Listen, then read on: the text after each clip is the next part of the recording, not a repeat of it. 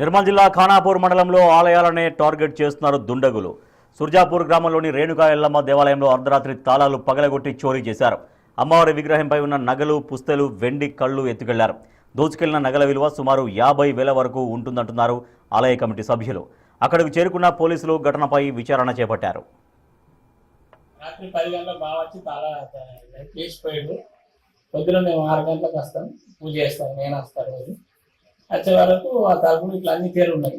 ఏంటని చూసే వరకు, బయటికి చూసే వరకు అమ్మవారి పుస్తే మట్టేం లేదు, ఉండి లేదు. మొన్న కండ్లు వచ్చినాయి, ఎండి కండ్లు, అవి కూడా లేవు, అన్ని తీసుకుంటాయి.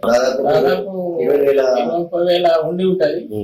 ఇది 1 గ్రామున్నర పుస్తేలు, 4 గ్రాముల మట్టెలు, 20,000 ఉంటుంది. అది బంగారం 1 గ్రాము 15,000 ఉంటుంది కదా. కళ్ళు, ఎండి కళ్ళు 50,000 ఆల్రెడీ తీసుకొచ్చారు. చూసి వెంటనే పోలీసు వాళ్ళకు వస్తే ఎస్ఐ గారు వచ్చి చూసిపోయి ఏముంటుంది